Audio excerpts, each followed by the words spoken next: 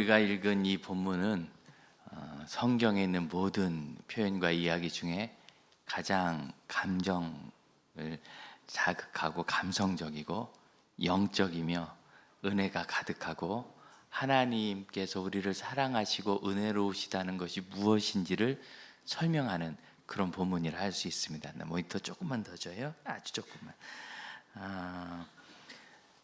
이것을 잘 이해하려면 이 세 개의 비유에서 세 번째 나오는 것이라 전체의 그림을 좀 조망할 수 있어야 되는데, 선한 목자가 되어서 양을 인도하고 잃어진 양 하나를 급하게 찾는 이 목자를 보아야 되고, 10개 중에 하나의 동전을 잃었는데 그 동전을 끝까지 찾을 뿐만 아니라 찾았을 때 이웃을 불러 잔치를 벌이는, 그냥 좋아하는 척하는 게 아니라 마음에서 우러나는 기쁨을 가졌던 그 여인과, 그리고 이 아버지, 탕자가 너무나 무엄하게 아버지 살아있는데 유산을 나눠주세요. 특히 유대인들의 정서에서는 용납할 수 없는 그런 요구를 하고, 얼마 안 돼서 그것을 모아가지고 가기도 또 먼 나라로 갔대요. 먼 나라로 가서, 이 먼 나라가 어떤 나라겠어요?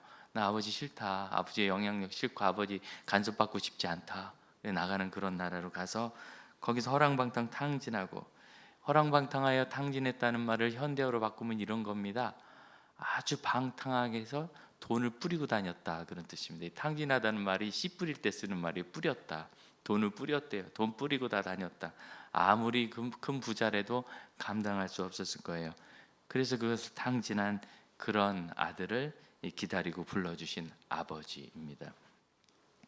그래서 그가 회복되어 하나님 앞에 서게 되는데, 오늘 이 본문에서 저는 여러분과 회복의 원리와 또 하나는 그 형의 반응을 통하여 충만한 삶, 충만의 원리, 이 두 가지 회복과 충만을 좀 살펴보고 싶습니다. 탕자의 비유에서 하나님의 마음이 어떻게 표현되느냐면 기다리시는 거로 표현돼요.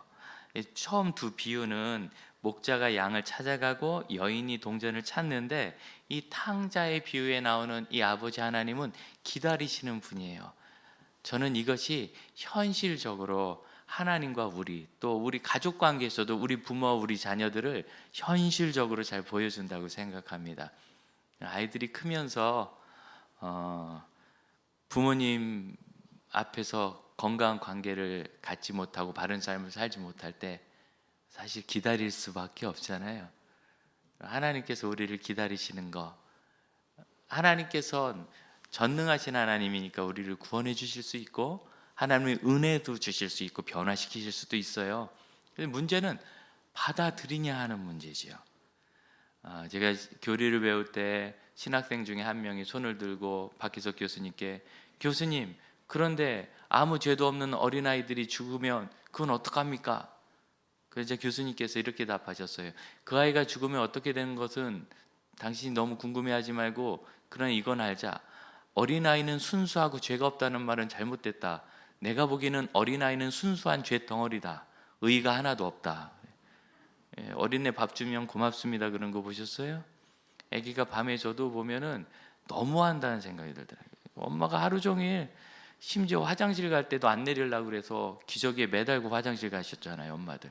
그렇게까지 돌봐서 엄마가 거의 밤에 이제 사람인지 떡인지 이렇게 돼서 주무시는데 밤 12시 지 배고프다고 울어 깨요. 그 뭐 어떻게 빨리 준비가 되면 좋은데, 우유 먹일 때 빨리 준비가 안 되면 좀 시간이 많이 걸릴 수 있잖아요. 그 갖다 물리면 씩씩거리느라고 안 먹어. 야, 나는 그 아이가 어렸을 때 그 순수하게 착하다고 하는 그런 때 한 번도 착한 일하는 걸 본 적이 없어요. 혹시 여러분 아세요? 벙긋 웃는 거? 그거 하나 착하게 벙긋 웃는 거.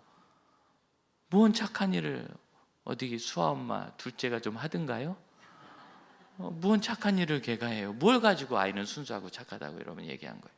그 아이를 우리가 그냥 온갖 사랑으로 늘 공급하며 받아주며 원하는 거 다 해주면 어떻게 되든가요?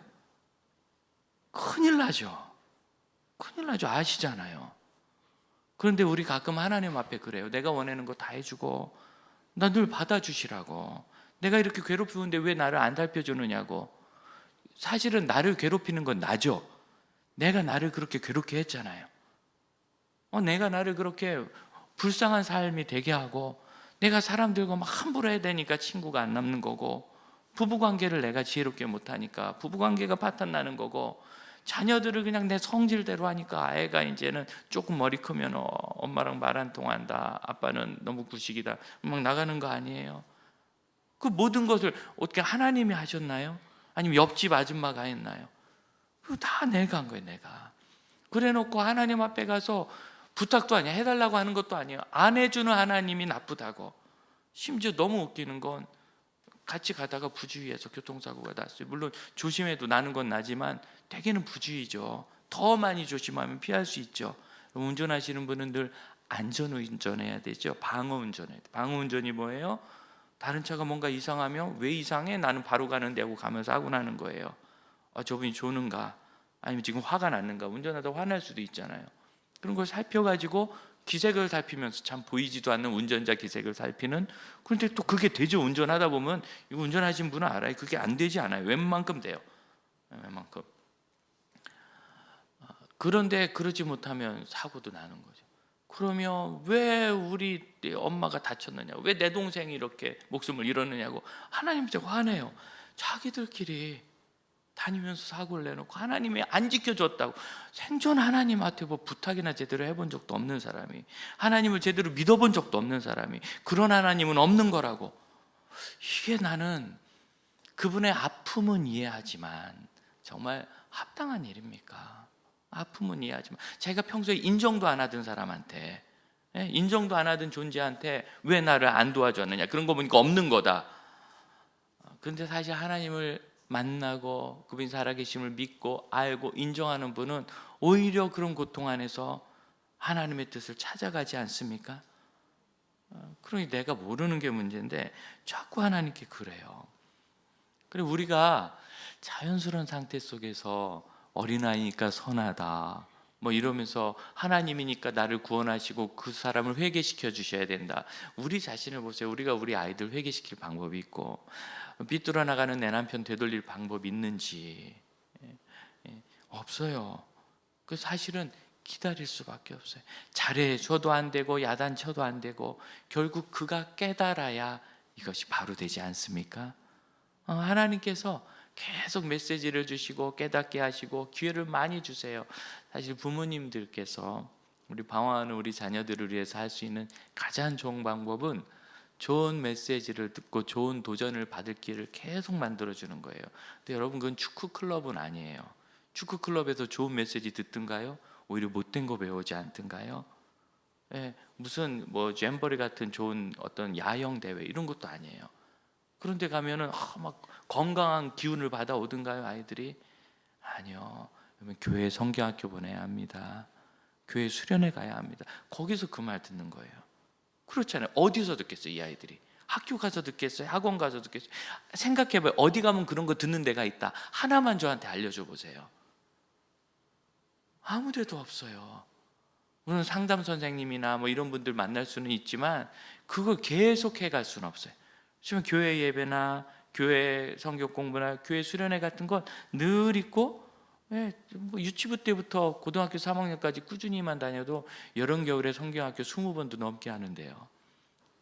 그리고 대부분 이 자리에 계신 분들 중에 정말 좋은 마음을 가지려고 애쓰시는 분들 되게 수련회 가서 은혜 받은 분 아닙니까? 저도 그렇습니다. 부흥회 가서 은혜 받은 거 아닙니까? 저도 그렇습니다. 그러니까 이런 기회를 계속 제공하고 교회에서 하는 선교 모임이나 봉사 모임 같은 데 꾸준히 참여할 수 있도록 해서 본인이 잘 깨달아야 되는데, 여러분 이상하게 그런 기회를 잘 만들어주지 않고 때가 되면 될 거라는 오해를 하고 계세요. 정말 안타깝습니다. 그래서 항상 늦었다 생각하는 지금이 그래도 최선의 길이고 제일 빠른 때니까 지금에도 할 수 있는 길들을 자꾸 찾으셔서 길을 찾으시길 바랍니다. 그래서 이 탕아도 결국은 자기 돈이 떨어지고 자기가 만났던 사람들이 얼마나 형편없는 사람들인지를 깨닫고 나서야 아버지께 돌아오죠. 깨닫고 나서 그때까지 우리 하나님은 사실은 목자처럼 안타까워하고 그를 찾아 나서시고, 그래서 예수께서 이 땅에 오셔서 우리 죄를 대신해서 죽으심으로 구원의 길을 열어주셨잖아요. 그 여인처럼 소중히 찾아서 찾기만 하면 그냥 잔치를. 아니, 나 같은 사람은 찾고서 뭘 잔치를 벌여요. 부끄러워하셔야죠. 아유, 내가 저런 놈이 있는데 저런 놈을 아들로 하나 뒀다고, 아유 참 창피하다고 숨기겠다고. 사실 저 같은 사람을 찾으셨으면 부끄러워하셔야 되는데 부끄러운 줄 모르고 막 찾으세요. 그리고 그 애쓰는 노력 속에서 기다리세요. 여러분, 이 세계가 우리 하나님께 복합적으로 다 있어요. 하나님께서 그냥 손 놓고 기다리시는 것 같지만 아니요, 끊임없이 돌아오실 길을 공급해 주시고, 그래서 아브라함을 만났던 지옥에 간 부자가 요구하는 게 뭐예요? 저 나사로를 빨리 세상에 다시 보내서 내 친척들이 이 천국과 지옥의 얘기를 듣고 예수님 좀 만나게 해주세요. 근데 아브라함이 하는 얘기가 뭐예요? 선지자들이 있고 율법이 있고 주변에 전도자들이 있고 하나님의 복음을 전하는 사람들이 주변에, 돌아올 길을 하나님이 계속 공급하고 계세요. 그러니까 그게 부족한 게 아니에요. 부족한. 복음을 잘 전하기 원하는 분이 저한테, 제 친척 누구, 남편, 부모, 자녀 누가 예수를 안 믿는데 제가 어떻게 하면 잘 전할 수 있을까요? 그럼 제가 항상 하는 얘기 1번은 이겁니다. 지금 집사님은 예수님을 정말 구세주로 믿고 구원 받으셨죠? 네. 그럼 집사님이 아는 복음이 부족한 게 아니라 그분이 마음을 열지 않는 겁니다. 똑같이 들었는데 집사님은 마음을 열었고 그분은 안 여신 거잖아요. 그러니까 부족한 게 아니에요. 부족하면 나도 구원을 못 받았겠죠. 내가 구원을 받은 거 보니까 이거로도 되는 건데 그분이 마음을 열지 않는 거예요. 그럼 어떻게 해요? 계속해서 기회를 제공하며 하나님의 마음으로 기다릴 수밖에 없죠. 그래서 하나님은 찾아 나서시는 것, 기대하시는 것, 기다리시는 것이 늘 같이 있어요. 이 세 개의 비유는 그것을 우리에게 보여줍니다.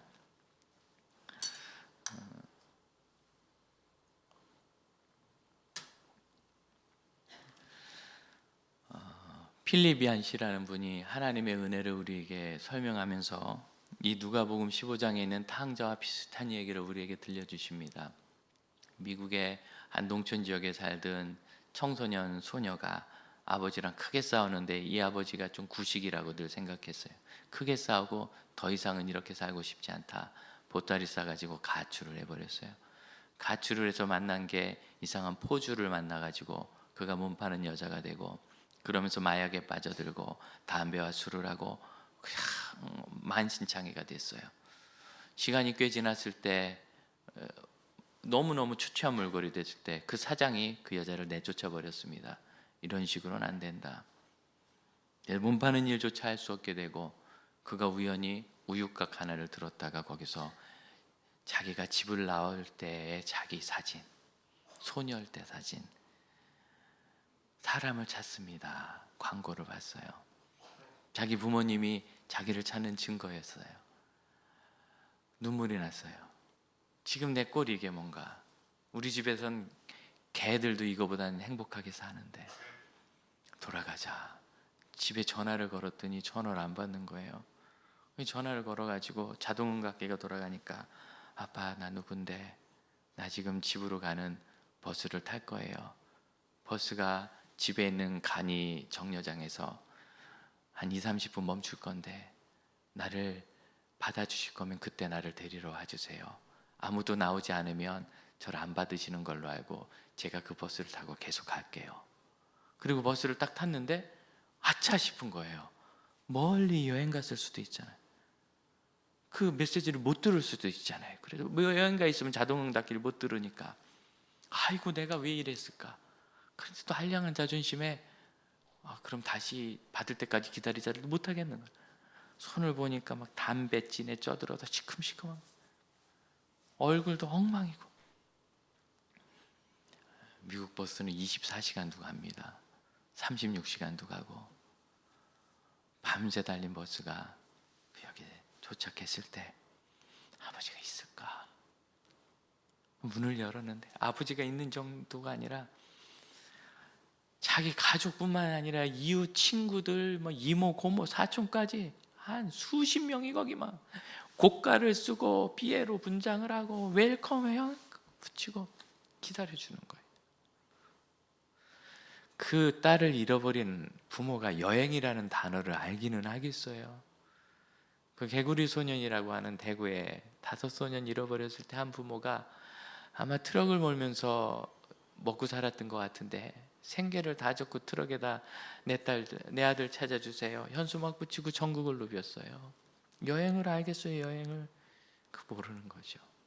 전 참 이 이야기를 2000년대에 읽고 지금까지 수백 번은 전한 것 같은데 그때마다 눈물 없이는 잘 못 전한 것 같아요. 이것이 하나님의 사랑 아닙니까? 우리 하나님께서 우리를 그렇게 받아주세요. 우리를. 그래서 그렇게 바뀌고 가는 거지요. 회복은 그럴 때 일어나는 겁니다. 여러분이 회복의 중요한 인사이트를 얻을 수 있는 단어가 있습니다. 15절인데 15절 보면 독특한 표현이 있어요. 가서 그 나라 백성 중 한 사람에게 붙여 사니. 여러분 이런 단어가 이런 말이 어디 있어요? 보통 붙어 산다는 말은 있죠. 거기 내가 딱 붙어 살아. 근데 붙여 산다 이런 말이 어디 있어요? 이게 이제 한 단어거든요. 이 콜라우라는 이 단어가 아주 독특한 말인데 신약 성경에서 콜라우가 쓰일 때는 대개 교제권을 말해요. 교제권을. 그러니까 이 단어를 좀 풀어서 설명해야 한국말로는 설명이 되는데 그 사람이 갔어요. 그래서 어디 그 나라 백성 중에서 한 사람을 만났어요. 그래서 거기에 붙여졌어요. 내가 가서 붙은 게 아니라 붙여졌어요. 붙여졌다. 그러니까 우리말로 하면 유일한 단어가 속했다라는 단어밖에 없어요. 이렇게 표현할 수 있는 게. 그래서 이 콜라우란 단어는 속하다, 사귀다, 교제하다, 합하다, 가까이하다, 심지어 먼지가 옷에 묻어도 콜라우라 그랬어요. 그러니까 딱 붙어버린 거예요. 이걸 스스로 내가 가서 그 사람 좋아서 붙은 게 아니에요. 갈 데가 거기밖에 없어요. 갔더니 그 사람에게 딱 속해가지고 이제 시키는 대로 다 하는 거예요. 제가 이제 이걸 요새 드라마식으로 한번 꾸며봤는데 딱 보니까 이 사람이 창녀와 함께 다 먹어버렸다고 형이 화를 냈거든요. 30절에 이제 젊은 20살 또는 30대 초반의 어떤 참 막대 먹은 녀석이 아버지도 살아계신데 내 재산 내놓으라 그래가지고 우겨가지고 그걸 뭐 강제로 받아냈겠죠. 처음부터 순순히 주진 않았을 거예요. 그걸 들고서 기회가 되자 싹 정리해가지고 부모님 간섭 안 받는 먼 데로 가가지고 거기서 이제 막 클럽, 룸사롱 이런 데 다니면서 돈을 막 물 쓰듯이 뿌렸어요. 다 떨어졌죠. 그래서 내가 돈 다 떨어졌는데 어디서 뭐 일이라도 좀 이지라도 해볼까, 먹고라도 살아야지 하고 생각난 게 술집 주인이에요. 왜? 나 때문에 그 사람은 빌딩 하나 올렸거든. 내가 돈 많이 펐거든요. 그래서 딱 갔더니 이제 술집 주인이 그동안은 기분이 나빴죠. 돈 뭉치 들고 와서 반말하면서 나이도 어린 놈이 되게 잘난 체 했거든. 그러니까 이제는 네 주제로 아는구나. 해보니까 이게 부잣집 도령 태가 나가지고 시킬 일이 없어요. 술집에서는. 그래서 시골에 마침 내가 있는 돼지 농장에 보낸 거예요. 가서 돼지나 키우라고. 느낌이 오십니까? 딱 그 얘기죠 지금.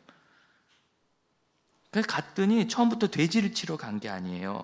그 백성 중에 한 사람, 내 생각에는 그래도 이 사람이 나를 좀 받아줄 것 같아. 내가 이 사람한테 돈도 많이 쓰고 그래도 내가 이 사람은 그래도 개 중에 다 나쁜 놈이지만 제일 덜 나쁜 놈인 거죠. 그런 사람을 찾아갔는데 그 사람이 시킬 게 없는 거야. 이 사람 돼지나 키라고 아주 눈에 보이지 않는 곳으로 내쫓아버렸어요. 그 가서 돼지밥이라도 얻어먹으려는데 돼지밥도 안 줘요. 아무도. 얼마나 사람이 엉망인지. 이게 바로 콜라우입니다. 회개의 첫 걸음은 뭐냐면 내가 속한 것을 바꾸는 거예요. 내가 만나던 사람 다 만나고 하는 행동 다 하고 좋아하는 거 다 좋아하고 모으는 거 다 모으고 그러면서 덤으로 하나님 믿는 건 회개가 아닙니다. 그렇게 해서는 바뀌지가 않아요. 회개는 우리의 존재의 변화고 회개하는 사람은 거듭나 하나님의 자녀로 다시 태어나잖아요.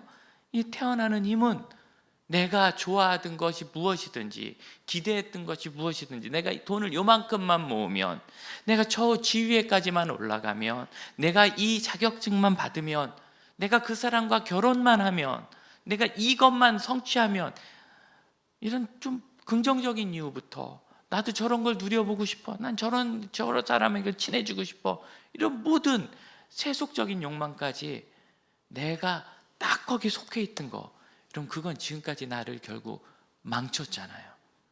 아니 그게 나를 살렸으면 이 사람 돼지 먹이도 못 얻어먹는 처참한 사람이 안 됐겠지요. 그래서 거기를 떠나야 돼요. 이 콜라우를 바꿔야 돼요. 그래서 거기로부터 떠나는. 여러분, 내 마음을 어디 두고 계세요? 마음을 잘 옮기셔야 합니다. 이 사람이 그 필리비안 씨가 들려준 그 여자애가 내가 그래도 그동안 그 사장 밑에서 일했는데 하고 그 포주를 쫓아다니는 동안은 변화가 안 되는 거예요. 포주를 떠나야 돼요. 그는 포주예요. 그는 도와주지 못해요.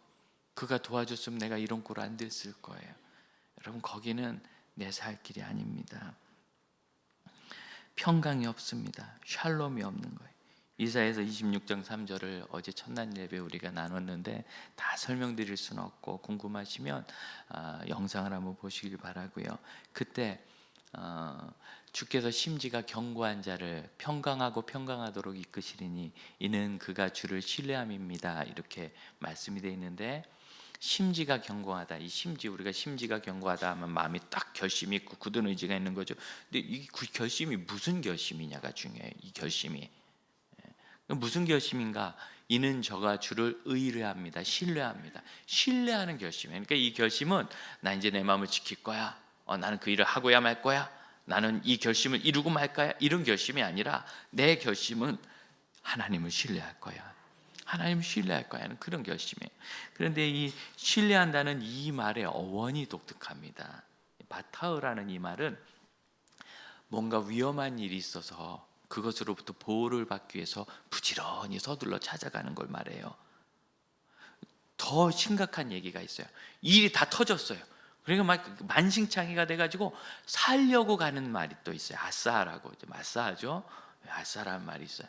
근데 이 두 단어 다 도움을 받으려고 찾아간다는 뜻인데, 바타흐는 허둥지둥 되는 건 아니에요. 아직은 좀 일이 있어요. 예를 들어서 우리가 조선시대에 살았다. 뭔가 낌새가 이상해. 왜구가 쳐들어올 것 같아요. 좀 우리가 안전한 내륙의 친척 집으로 한 달만 피신하자.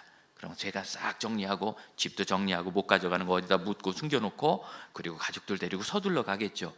이렇게 도움 안전하기 위해서. 이게 바타흐예요. 그런데 아싸는 왜구가 쳐들어와서 실컷 터지는 거예요.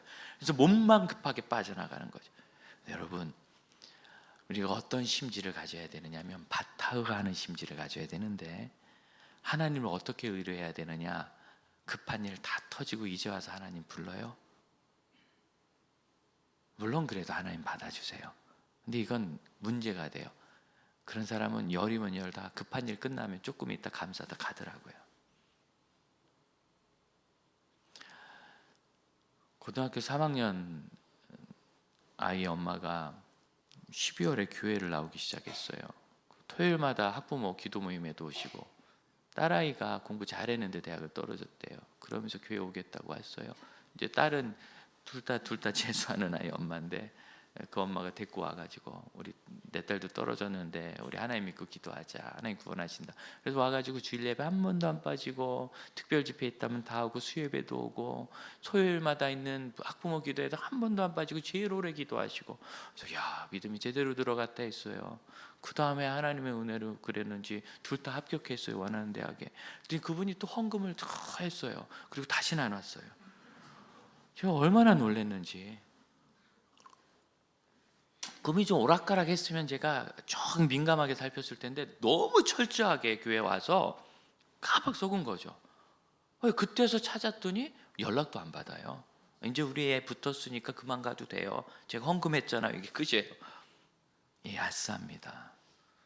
여러분, 일이 터져서 하나님 찾으면 잘 찾을 것 같지만 그건 우리를 변화 못 시켜요. 바타흐, 내 삶의 위기가 저만 있습니까? 중년의 위기 저만 있습니까? 여러분도 지금 다 위기가 있잖아요. 아기가 어리면 어린 부모의 위기, 어린아이 부모의 위기, 여러분 연세가 많으시면 노년의 위기. 우리는 인생은요 항상 크고 작은 위기야 험한 일들이 우리 앞에 놓여 있어요. 그것이 닥치기 전에 하나님을 신뢰하기로 결정하는 게 심지가 견고한 겁니다. 그래야 샬롬하고 샬롬한 거예요. 평강하고 평강하도록 샬롬 되는 거예요. 오늘 급한 것이 없는 것 같으면 오늘이야말로 하나님을 의뢰하기로 결단할 기회라는 걸 잊지 마십시오. 그리고 돌아가야 되는 거예요. 그리 돌아가요. 돌아가는 게 무엇인가? 돌아가는 말이 18절 19절에 있어요.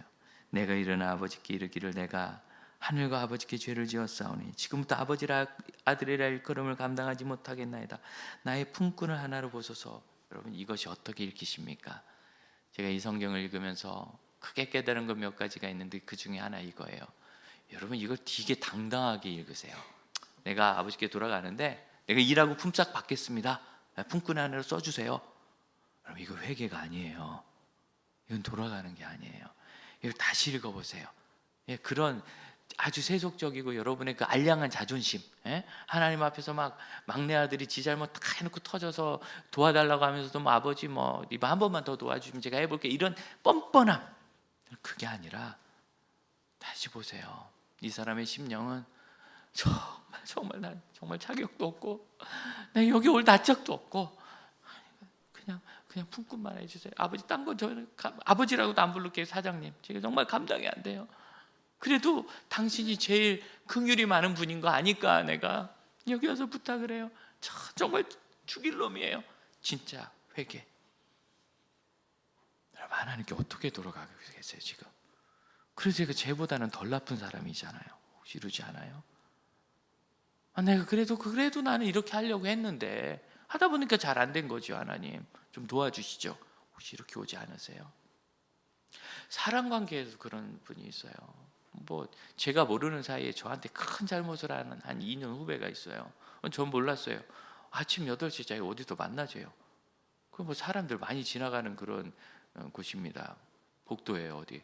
그래서 나 그 시간에 못 간다 그랬는데 꼭 와야 된다고 막 우기더라고요.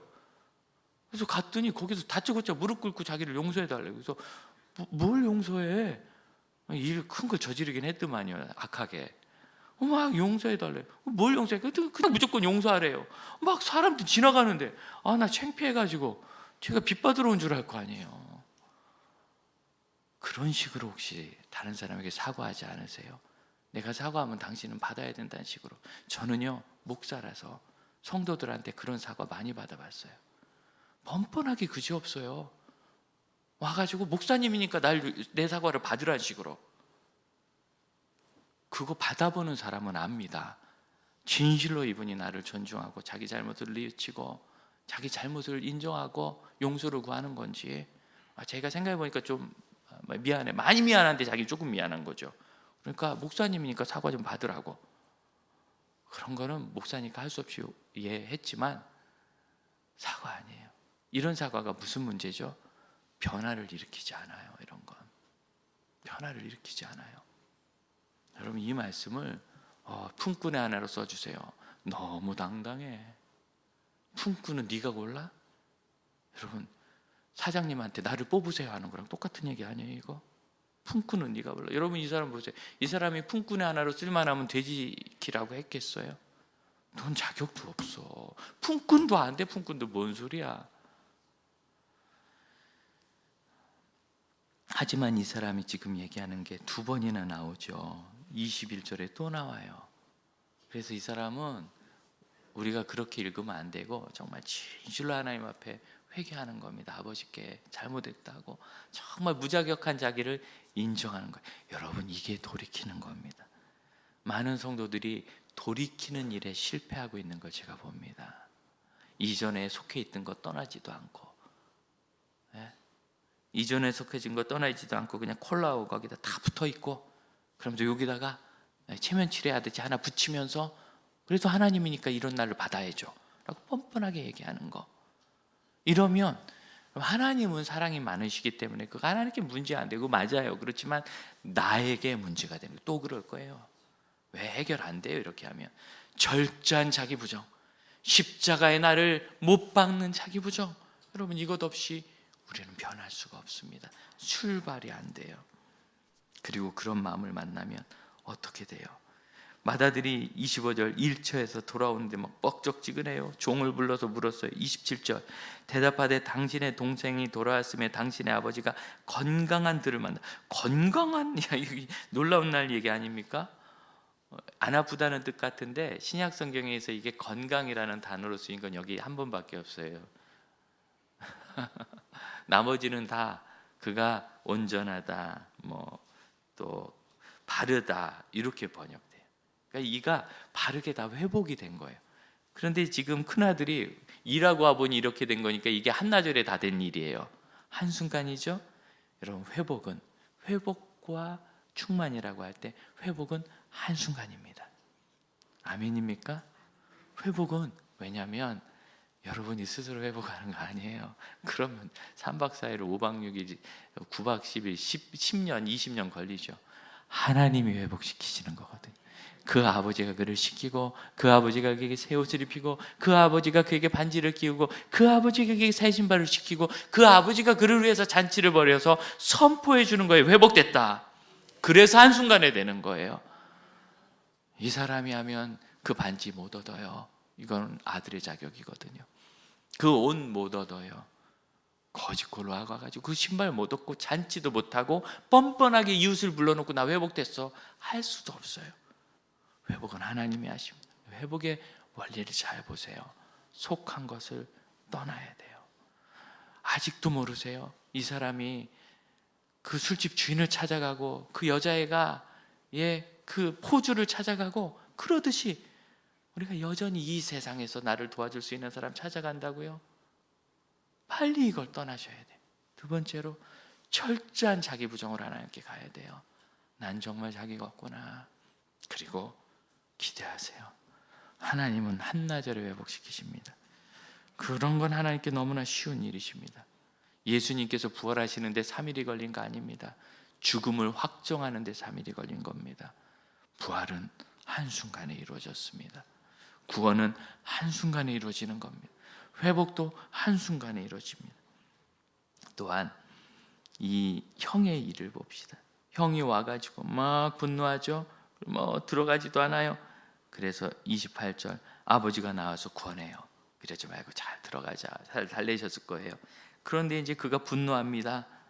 29절 여러 해 동안 아버지를 섬겼는데 나에게 염소 새끼 하나도 안 주더니 30절 아버지의 살림을 창녀들과 함께 삼킨 녀석으로 해서 살찐 송아지를 잡으셨습니다. 31절 같이 읽어볼까요? 아버지가 이르되 예 너는 항상 나와 함께 있으니 내 것이 다 내 것이로.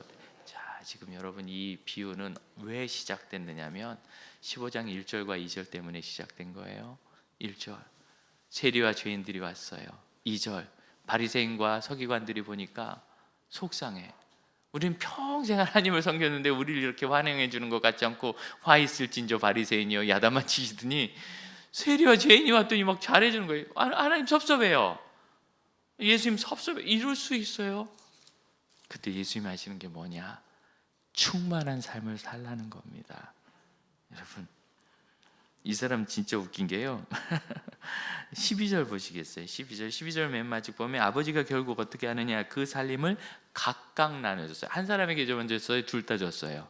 둘 다 줬어요. 이거 히브리 헬라어는 그들에게 각각 줬다. 그들에게 줬다 그래 돼 있어요. 그러니까 형도 주고 동생도 줬어요. 형도 받았어요. 이미 더 받았어요. 당연히 형은 동생의 3배를 받습니다. 형은 당연히 더 받았어요. 그래 놓고 물론 동생이 잘한 건 없지만 나에게 염소 새끼 하나도 준 적이 없고 이게 뭐죠? 각박한 인생 아닙니까? 오늘 우리가 콘서트를 하고 내일 여행을 한다. 여러분 쉬세요. 아멘입니까? 저는 못 쉬어요. 노예가 가까워서. 근데 여러분은 쉬세요. 대신 저는 다음 주에 쉴게요. 어쩔 수 없지만 여러분 오늘 쉬세요. 쉴 때 영화를 한 편 보세요. 바베트의 만찬이라고. 하나님의 은혜가 어떤 것인지 볼 때 젊은 분들은 어떻게 보는지 알겠고 나 어떻게 보는지 모르겠다면 우리 이세진 장순배 목사님한테 물어보면 잘 도와줄 겁니다. 어떻게 은혜를 누릴 줄 아는가? 어떻게 내가 하나님 주신 걸 누리며 사는가? 하나님, 난 너무 가진 것도 없고 염소 새끼 하나도 주신 적이 없는데 가만히 생각해 보세요. 부모님을 주셨어요. 우리가 부모와 좋은 관계를 맺을 줄 몰라요. 이 세상에서 내가 죽을 때 내 대신 심장, 신장, 간 다 떼주고 대신 죽을 분은 부모님밖에 없어요. 나를 위해서 기도하는 사람은 나 말고는 부모님밖에 없어요. 물론 목사도 하는데 저는 가끔 합니다. 여러분 너무 많아서 매일 못하고 가끔 합니다. 순번 짜서 돌아가면서. 부모님밖에 없어요. 나를 위해서 기도하는 분, 나를 위해서 밤잠 못 자고 지키고 내가 행복하면 본인은 불행해도 행복한 분, 부모님밖에 없어요. 여러분 이런 좋은 분과 여러분 좋은 관계 못 누리시죠? 염소 새끼가 아니라 살찐 송아지가 아니라 살찐 코끼리를 주셨는데 우리가 그게 얼마나 좋은지 몰라요. 배우자 어떻습니까? 앞만 봐도 내 배우자는 나한테 부족해 보이세요? 내가 내 부끄러움을 다 들여다보낼 수 있고 내가 아프면 그냥 간호해줄 내 수발할 사람, 물론 지금은 할지 안 할지 모르겠는데 하지만 잘 지내면 해요. 수발할 사람, 평생 나와 함께 있다가 다 떠나도 같이 있다가 나이 들어서 내 몸에 냄새나도 냄새난다고 구박하지 않을 사람, 내 손 잡고 같이 죽을 사람, 배우자. 이렇게 좋은 사람이 어디 있어요? 여러분 아무리 좋은 친구지만 그런 친구가 어디 있어요? 근데 그렇게 좋은 거 모르죠 여러분. 가까이 있으니까 모르잖아요. 난 그렇게 넉넉하게 살지 모르지만 못 살 수도 있어요. 여러분 우리 있죠. 30년 전에 그 사람보다는 우리가 훨씬 부자입니다. 제가 어디서 보느냐면 오늘 비가 좀 내렸는데 집에 갈 때 비 안 오면 여러분 우산 꽤나 놓고 가십니다. 아무도 안 찾아가요. 아무도. 30년 전에는 우산 내 것도 가져가요. 근데 지금은 아무도 안 찾아가고 우산이 넘쳐서 비가 그치면 제가 매번 몇 개씩 버려요. 좀 부실한 거 버려요. 꼽을 데가 없으니까. 그렇다고 제가 계속 쓰고 뭐 우산을 10개씩 쓰고 다닐 수는 없잖아요. 아깝지만. 그리고 누구 줘도 받지도 않아요. 어디 보내줘 이러고 그런 생각 하지도 마세요. 좋은 거 아니면 안 받아요. 한 3만 원짜리 갖다 드리면 받을까? 안 받아요. 지하철에 우리가 비 올 때 우산을 갖다 놨었는데 필요 없대요. 그 정체 모를 거 안 가져가요. 그냥 요 앞에 가서 몇천 원 주고 사서 쓰겠대요. 30년 전에는 어림도 없었어요. 우리 30년 전에 그때보다 되게 부자죠? 60년 전에 그 사람보다 어때요? 6.25 직후에 100년 전에 그 사람보다 어때요? 우리 조상들보다. 우리는 염소 새끼가 아니라 지금 코끼리 한 마리씩 다 뜯고 있어요. 근데 지금 모르는 거예요. 하나님이 주신 풍성함을 누릴 줄 아는가. 당장 오늘 이 콘서트 별건 아니지만 와서 그냥 같이 듣고 웃고. 근데 여러분 안 하잖아요. 여행 같이 하세요? 안 하죠. 좋은 게 많이 주어져 있어요. 여러분 온 우주와 모든 것이 하나님께서 나에게 선물로 주신 겁니다. 믿으십니까? 바보처럼 살면 안 돼요. 바보처럼. 그리고 중요한 게 있어요. 첫 번째는 아버지가 하는 얘기를 들어야 돼요. 많은 말씀을 들으셔야 돼요. 충만하려면. 두 번째로 아버지께서 주신 것을 누릴 줄 알아야 돼요. 내가 바보예요. 내가. 그럼 너무 고생스럽게 자기를 괴롭히지 마세요. 그렇게 안 해도 사는 시대가 됐어요. 우리 이 일은 여러분의 공로가 아닙니다. 우리 선배들이 그렇게 기도해서 이런 복이 우리나라에 열린 겁니다. 믿으십니까? 이게 한민족의 능력이라고요? 아니요. 5천 년 동안 단 한 번도 이런 태평성대가 없었어요. 우리 선배들이 복음과 함께 기도해서 이 일이 열린 거예요. 착각하면 안 돼요. 그 기도의 열매를 우리가 먹고 있어요. 그러니 하나님이 주신 이것을 누릴 줄 아십시오. 그리고 마지막으로 기쁨의 수준을 높여야 돼요. 32절입니다. 마지막으로 이 말씀 살펴봅시다. 같이 읽겠습니다. 내 동생은 죽었다가 살아났으며 내가 잃었다가 얻었기로 우리가 뭘 기뻐해야 되느냐면 살찐 송아지 먹는 게 아니라 집 나간 동생 돌아온 걸 기뻐해야 돼요. 다시 말씀드리면 여러분 마음의 행복의 수준을 좀 높이세요. 뭐 좀 먹는 거, 명품 사는 거, 좋은 데 갔다 왔다고 자랑하고 SNS에 올리는 거, 이런 것 가지고 행복해 하시는 건 저급한 거예요. 행복의 수준을 높여서 정말 내 마음에 솟아나는 영원한 기쁨이 되는 것, 하나님의 나라를 성취하고 하나님 나라의 백성을 하나 얻고 그와 함께 가는 것. 그래서 여러분 이 회복과 충만, 결국 이 두 가지는 다 하나님께서 우리에게 주시는 거 아닙니까? 하나님께서 주실 것을 믿으시길 바랍니다. 기도합시다. 우리 시간 기도할 때 회복을 위해서 기도합시다. 회복하시려면 진정한 회개, 속한 곳을 떠날 줄 알아야 되고, 진정한 돌아섬, 자기 자신을 처절하게 부인할 수 있어야 돼요. 여러분, 하나님을 아직 못 만났기 때문에 부인하지 않는 거예요. 하나님을 만날 때까지 말씀을 공부하고 예배를 드려서 어느 날 진짜 하나님을 만나면 통곡하며 무너지게 됩니다. 그리고 하나님이 회복하시는 것을 기대합시다. 충만을 누리시려면 하나님의 교훈 말씀에 귀를 기울이고, 아버지께서 내게 주신 것을 누릴 줄 알아야지 그런 거 다 쳐내면서 나는 불행해 하는 어리석은 사람 되지 마시고, 그리고 진짜 행복과 기쁨의 수준을 높이세요. 참된 행복, 영원한 행복, 그 기쁨을 우리가 믿음이 깊어지면 깨닫잖아요. 높이세요. 이 일을 위하여 그 아버지 하나님께서 그 일을 하실 줄로 믿고, 지금도 하실 줄로 믿고 함께 기도합시다. 주님, 행복하고 충만하며 하나님의 나라를 전심으로 바라볼 수 있게 하옵소서. 세상에 알게 하고 세상에 보여주는 것에 마음 쓰지 말게 하시고, 우리 주님께서 저에게 보이시고 우리 주님께서 깨닫게 하시는 것에 저희 마음을 쓰기를 원합니다. 주님, 저희가 속한 곳으로부터 돌아오는 자유를 얻기를 원합니다. 오 아버지 하나님께 돌아가고 주님 아버지께로 돌이키어 하나님께서 회복하신 한순간을 항상 만나게 하여 주옵소서. 또한 주님께서 저희를 위하여 내려주신 것을 누릴 줄 알게 하옵소서. 우리 자리에서 일어나 은혜 찬양 2절을 함께 부릅시다.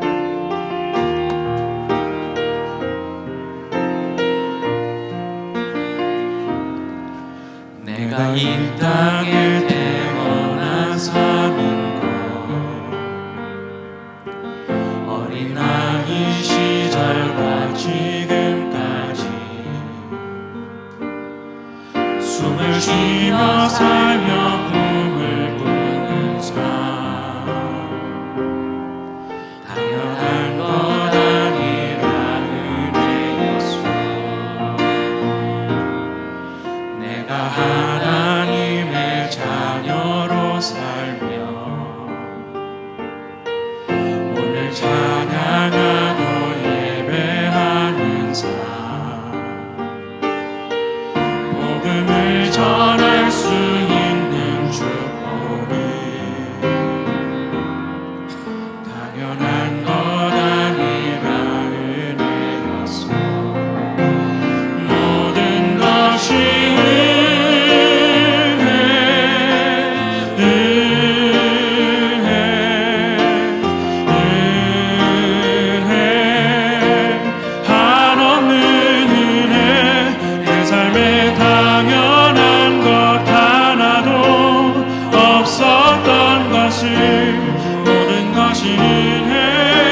하나님의 은혜를 새기며 고백합시다. 모든 것이 은혜였습니다. 모든 것이 은혜.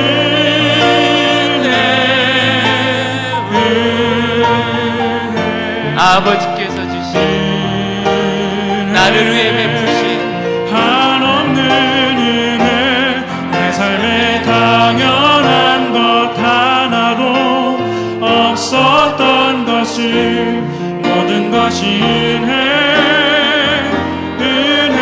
은혜였소. 기도합니다. 이렇게 작은 저를 작다 하지 아니하시고 돌아오면 부끄러워하셔야 될 것 같은 저를 자랑하시는 하나님의 사랑과 은혜를 항상 의지하며 서게 하여 주시고, 이 땅에서 이뤄진 자로 살지 않도록 우리의 소속을 바로 정하며 하나님 앞에 진정한 회개로 돌아서 한순간에 회복하시는 하나님의 은혜를 맛보고 충만케 하시는 하나님의 사랑을 맛보며 그렇게 참된 천국의 기쁨으로 사는 믿음의 아들, 딸들 다 되게 하여 주옵소서. 지금은 우리 주 예수 그리스도의 은혜와 하나님의 크신 사랑과 성령의 역사하심이 우리 하나님 아버지께서 주시는 회복과 우리 하나님께 아버지께서 주시는 사랑으로 충만한 믿음의 형제 자매들에게 이제로부터 영원토록 함께 하실지어다. 아멘. 아버지.